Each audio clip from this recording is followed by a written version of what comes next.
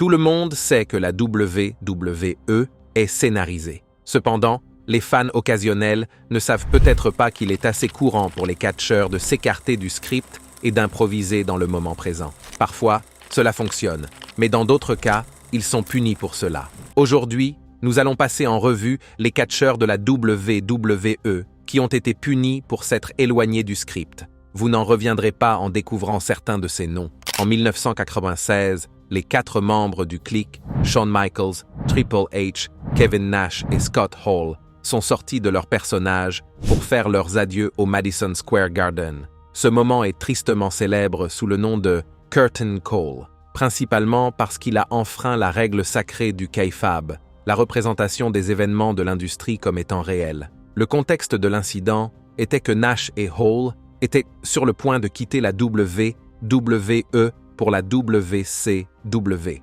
Après un match, les 4 catcheurs se sont serrés dans les bras sur le ring, reconnaissant leur amitié dans la vie réelle malgré leur rivalité sur le ring. Cette manifestation publique de rupture de caractère était sans précédent à l'époque et n'a pas plu à la direction de la WWE ni à de nombreux catcheurs de la vieille école. Shawn Michaels, qui était champion de la WWE à l'époque, n'a pas été puni pour cet incident. Kevin Nash et Scott Hall ont quitté la compagnie pour la promotion rivale et n'ont donc pas été touchés par les mesures disciplinaires de la WWE. C'est donc Triple H, le membre le moins établi du groupe à l'époque, qui en subit les conséquences. Triple H devait initialement remporter le prestigieux tournoi King of the Ring 1996, une victoire qui est finalement revenue à Stone Cold Steve Austin.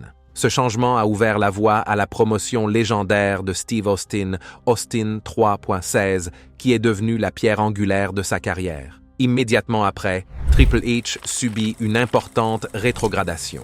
Il a été relégué au bas de la carte, a perdu plusieurs matchs à Raw et a été exclu des principales intrigues. Toutefois, cette punition est de courte durée. À la fin de l'année 1996, Triple H commence à retrouver son élan et finit par remporter le championnat intercontinental aux dépens de Marc Mero. C'est le début d'une carrière riche en rebondissements qui le verra devenir 14 fois champion du monde et pierre angulaire de la WWE pour les années à venir. Comme vous le savez tous, il dirige aujourd'hui la compagnie d'un point de vue créatif, ce qui est plutôt ironique compte tenu de son passé de rebelle, sans parler de l'existence de la Génération X. L'incident a mis en lumière la tension entre le maintien de l'illusion du catch professionnel et les réalités de la vie et des amitiés des athlètes. Malgré les réactions négatives initiales, le Curtain Call est souvent considéré comme ayant influencé la narration plus ouverte, basée sur la réalité,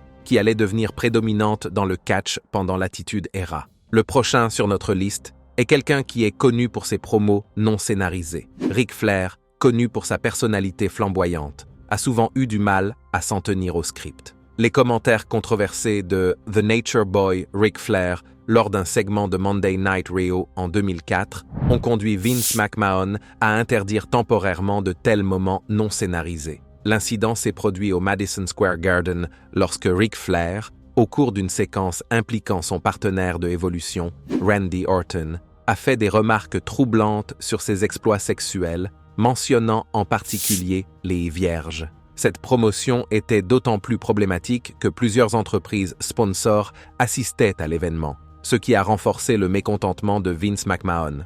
Brian Gewirtz, un ancien rédacteur créatif de la WWE, a raconté l'incident et ses conséquences, déclarant que Vince McMahon avait été extrêmement contrarié par les commentaires non autorisés de Ric Flair. Cet incident a conduit Vince McMahon à renforcer le contrôle sur les promos de la WWE en veillant à ce que les futurs scripts soient étroitement surveillés et approuvés. S'exprimant à ce sujet, Brian Gewirtz a expliqué « Il y a peut-être eu un incident au Madison Square Garden lorsque Ric Flair s'est écarté du script qui a un peu énervé Vince McMahon et l'a amené à dire « Bon sang, à partir de maintenant, je dois savoir ce que chaque talent va dire sur le ring. » La propension de Ric Flair à s'écarter du script a longtemps été un sujet de discorde au sein de la WWE. Malgré son statut légendaire et ses talents de micro, sa tendance à s'écarter des segments planifiés le mettait souvent en porte-à-faux avec la direction. Cet incident a été le point de bascule,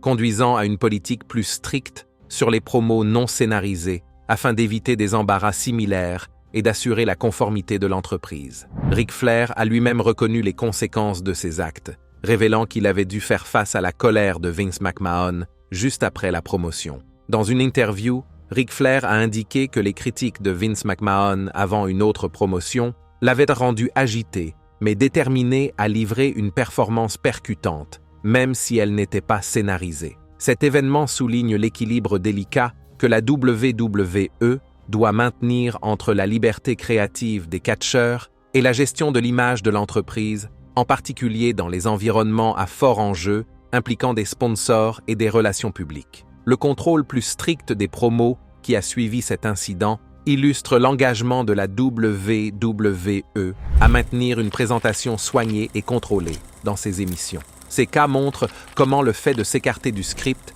peut avoir des conséquences diverses, allant de simples réprimandes en coulisses à des changements importants dans l'intrigue, voire à des suspensions.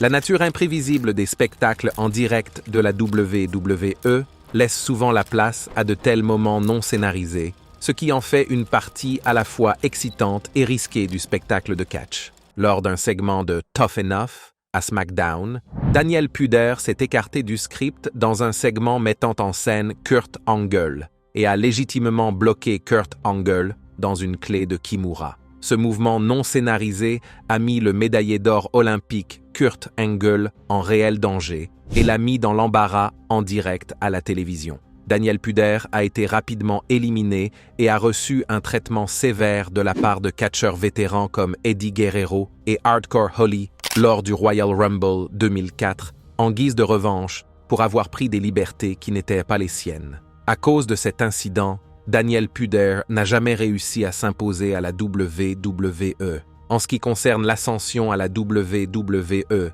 Baron Corbin essaie depuis des années d'y parvenir. Bien qu'il ait toujours été dans le milieu de la carte et dans le haut de la carte de plusieurs shows, la vérité est que Baron Corbin n'a jamais vraiment atteint le niveau supérieur. Cependant, tout le monde pensait que cela allait changer, que cela plaise ou non à l'un d'entre nous, lorsque Baron Corbin a remporté la mallette Money in the Bank 2017. Heureusement ou malheureusement, selon ce que vous pensez de Baron Corbin en tant que lutteur, sa poussée a eu une fin abrupte et il n'a pas réussi à encaisser sa mallette Money in the Bank, ce qui était extrêmement rare à l'époque. En août, Corbin a tenté d'encaisser sa mallette lors d'un match entre John Cena et Jinder Mahal, alors champion de la WWE, après que John Cena se soit apparemment assuré la victoire avec un attitude adjustment de la deuxième corde. Corbin s'est interposé, frappant John Cena avec la mallette et provoquant une disqualification. Il a ensuite encaissé son contrat,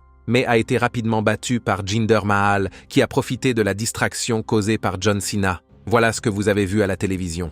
John Cena a coûté à Baron Corbin son encaissement de la mallette Money in the Bank. Pourtant, en coulisses, c'est bien ce qui s'est passé, n'est-ce pas? En fait, si l'on fait abstraction de la distraction au cours d'un match de catch scénarisé, c'est exactement ce qui s'est passé. La chute brutale de Corbin après sa victoire pour la mallette Money in the Bank et sa promotion dans le main event qui s'en est suivi a fait l'objet de nombreuses discussions parmi les fans de catch et les initiés de l'industrie. La version la plus répandue suggère que John Cena a joué un rôle essentiel dans la perte de vitesse de Baron Corbin, non seulement à l'écran, mais aussi hors de l'écran. Baron Corbin a été puni pour s'être écarté du script lors d'une promotion avec John Cena. Les remarques non scénarisées de Corbin sur le statut à temps partiel de John Cena lui ont fait perdre sa chance de convertir le Money in the Bank et l'ont rétrogradé au sein de la société. Suite à ce cash-in raté, la progression de Corbin a été considérablement ralentie et il a perdu contre John Cena à SummerSlam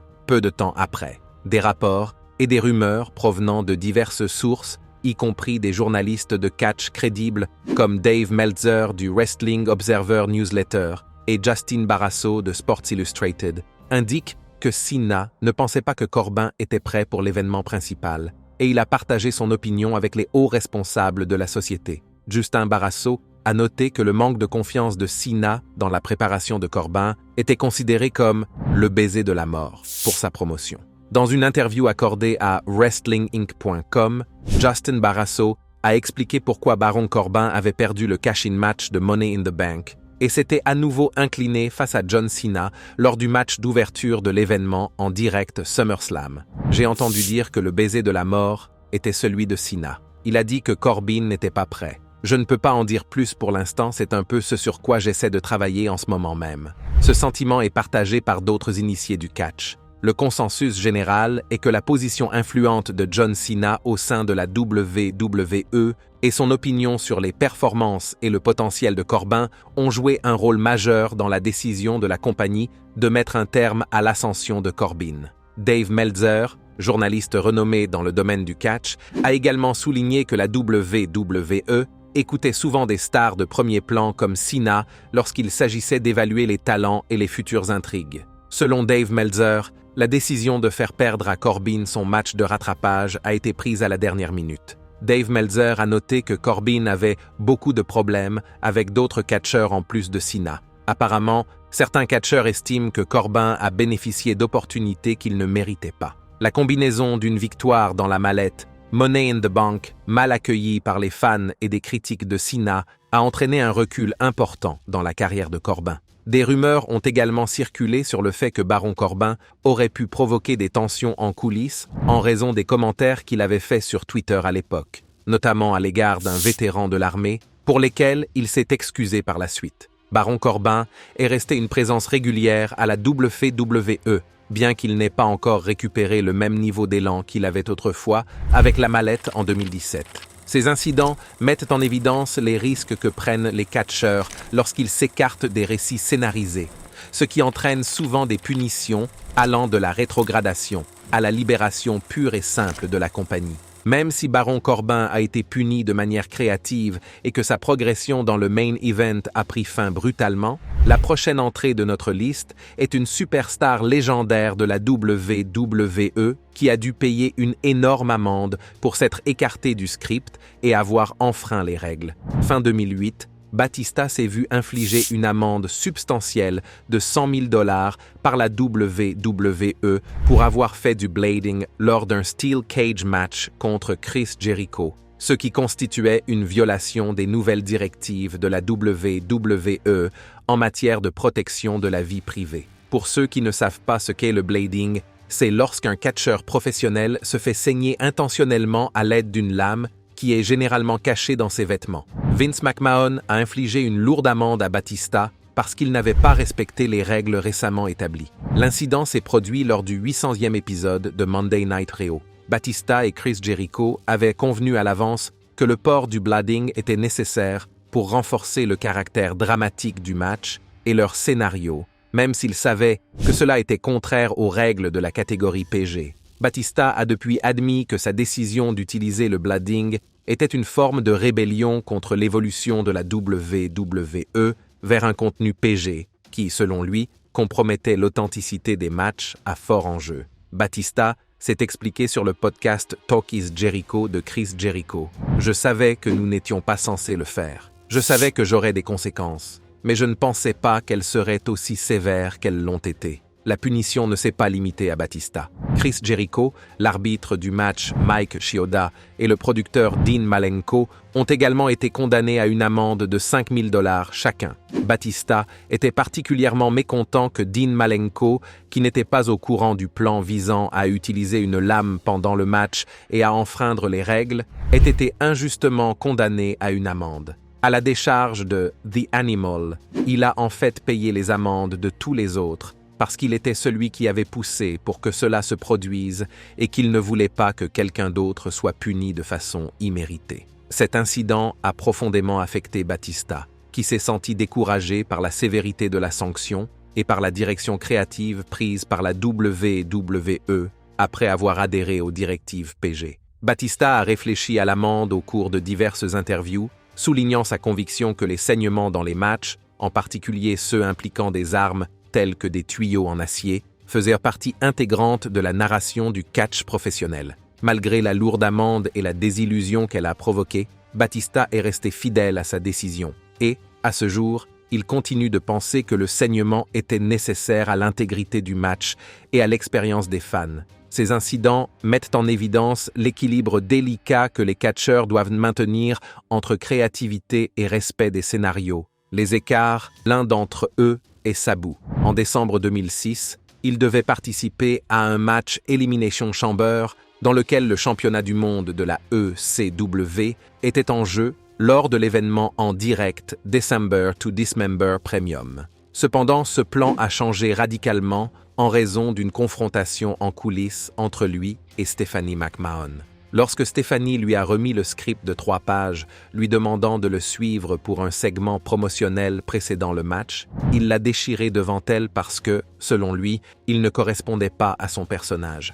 Sabu était habitué au style moins scénarisé et plus spontané de la ECW, et il trouvait cette direction créative inacceptable. En raison de son mépris de l'autorité, Sabu a été exclu du match Elimination Chamber et la WWE l'a remplacé par Hardcore Holly. L'exclusion de Sabu était significative, bien sûr, puisqu'il s'agissait d'un événement en direct réservé au roster de l'ECW, et évidemment, les fans de l'ECW présents ont remarqué et spéculé sur son absence, certains croyant même qu'il ne s'était pas présenté à l'événement. Dans une interview, Sabu a raconté l'événement, expliquant que la WWE n'avait pas tenu compte de son style ou de sa personnalité et l'avait traité comme n'importe quel autre catcheur, ignorant ses attributs uniques, son histoire dans le catch hardcore et sa nature rebelle. Cet incident met en lumière la tension entre l'approche structurée de la WWE et le style plus libre de certains de ses catcheurs,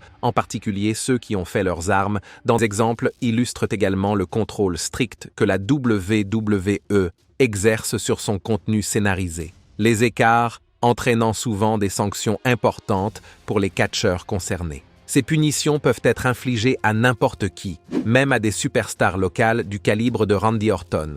Orton est connu pour ses promos intenses, mais un incident survenu en 2011 l'a mis dans l'eau chaude avec la direction de la WWE. Lors d'un événement en direct en Équateur, Randy Orton a fait une promotion dans laquelle il a traité le public local de stupide et d'idiot, ce qui a suscité de vives réactions de la part des fans et des médias locaux. La WWE a dû présenter des excuses, et Randy Orton aurait été réprimandé en coulisses par les plus hauts responsables de la société. Cet incident a mis en évidence la sensibilité de l'entreprise aux marchés internationaux et l'importance de maintenir une attitude respectueuse à l'égard des différents publics. En 2011, The Celtic Warrior, Sheamus a été impliqué dans un segment controversé avec l'arbitre Charles Robinson. Au cours d'un match, Sheamus a perdu son sang-froid et a poussé Charles Robinson, ce qui n'était pas prévu. L'incident a été pris au sérieux en coulisses car il s'agissait d'un acte physique avec un non-catcheur, ce qui est inacceptable à la WWE ou dans toute autre promotion de catch d'ailleurs. Sheamus a reçu une amende pour cet incident et a dû s'excuser en coulisses auprès de Charles Robinson. Cet incident a mis en évidence la politique stricte de la WWE en matière d'interaction physique non scénarisée, en particulier avec les arbitres et d'autres personnes n'appartenant pas au monde du catch. Ces incidents démontrent que même des athlètes chevronnés peuvent subir des répercussions importantes lorsqu'ils s'écartent des scénarios étroitement contrôlés de la WWE, soulignant ainsi l'importance accordée par la société au maintien d'une image cohérente et professionnelle. Même si certains de ces cas sont compréhensibles, le suivant sur notre liste est difficile à comprendre. Paul London a été renvoyé de la société après avoir été vu en train de sourire pendant l'angle mort de Vince McMahon en 2007. Ce segment mettait en scène Vince McMahon entrant dans une limousine qui explosait ensuite. Une intrigue destinée à faire disparaître temporairement Vince McMahon de la télévision, mais qui a été abandonnée la semaine suivante en raison de la tragédie réelle vécue par Chris Benoit et sa famille. La réaction de Paul London n'était pas conforme au scénario et a été perçue comme non professionnelle, ce qui a conduit à son licenciement peu de temps après. C'est drôle comme, dans certains emplois, on vous demande de sourire tout le temps, et dans d'autres, vous vous faites virer à cause de cela. Avant que Sheamus n'attaque les arbitres de la WWE de manière non scénarisée, l'équipe Crime Time, composée de JTG et du regretté Chad Gaspard, le faisait également. Crime Time a été licencié de la WWE en 2007 à la suite d'un incident survenu lors d'un événement en direct, au cours duquel ils ont attaqué un arbitre. Cette action non sanctionnée a conduit à leur renvoi, soulignant le respect strict du contenu scénarisé attendu par la WWE. Il s'agit là d'un nouvel exemple de la politique stricte de la WWE en matière d'écart par rapport aux performances scénarisées, les catcheurs risquant de lourdes conséquences s'ils s'écartent du script. Au cours d'une rivalité acharnée contre The Phenomenal AJ Styles en 2017, Kevin Owens se serait écarté du script pendant l'un des nombreux matchs en direct entre les deux hommes. Kevin Owens était censé perdre le match d'une manière spécifique, mais il a modifié la fin en enroulant AJ Styles pour le tomber, ce qui a entraîné une confusion et une frustration en coulisses. Cette déviation de l'intrigue prévue a conduit Kevin Owens à s'attirer les foudres des coulisses et à perdre temporairement les faveurs de la direction de la WWE. En août 2021, lors d'un match à Monday Night Raw, Nia Jax et Charlotte Flair se sont écartés du scénario et ont transformé leur match en une bataille bien réelle. Le match est devenu sensiblement rude, les deux catcheuses s'échangeant des coups violents et brisant la structure prévue. Cette physicalité non scénarisée a soulevé des inquiétudes quant à la sécurité et au professionnalisme, ce qui a donné lieu à des discussions en coulisses et à des critiques. Cela n'a pas fait les affaires de The Irresistible Force, Nia Jax, qui a toujours été critiquée par les fans pour sa difficulté à travailler et pour avoir toujours blessé d'autres catcheuses, ce qui a contribué à sa réputation dangereuse sur le ring. Juventud Guerrera était connu pour son style de haute voltige, mais s'est souvent heurté à la direction de la WWE. En 2005, il s'est écarté du script pendant un match en exécutant des mouvements dangereux qui n'avaient pas été approuvés, ce qui a créé un environnement dangereux. Ce comportement, associé à sa réputation d'être difficile à gérer, a conduit à son départ de la compagnie. Cet exemple est l'un des nombreux qui illustre la position stricte de la WWE sur le contrôle de son contenu scénarisé et les conséquences auxquelles s'exposent ceux qui s'en écartent. En 2018, au cours d'une querelle avec Daniel Bryan à SmackDown, Big Cass s'est écarté du script lors d'un segment controversé. Big Cass était récemment devenu heel contre son ancien partenaire de tag team Enzo Amore, et cette querelle contre un catcheur éminent et respecté comme Daniel Bryan était l'occasion pour lui de prouver qu'il pouvait devenir une star majeure en simple. L'incident en question a impliqué Big Cass, qui a attaqué une petite personne déguisée en Daniel Bryan, ce qui était une tentative de la part de Big Cass de se moquer de Bryan et de faire avancer leur storyline.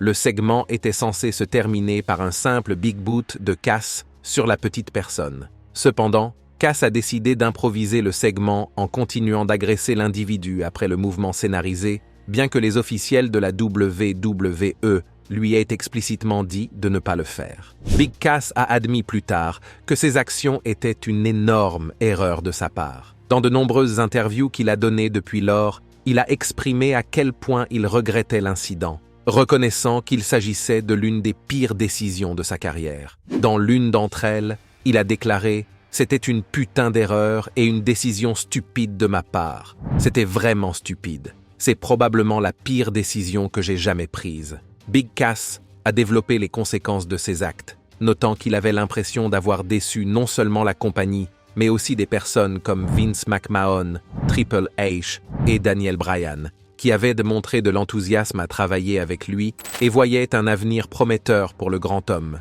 Il a réfléchi à son comportement en déclarant « Je suis déçu d'avoir laissé tomber la compagnie et Vince McMahon.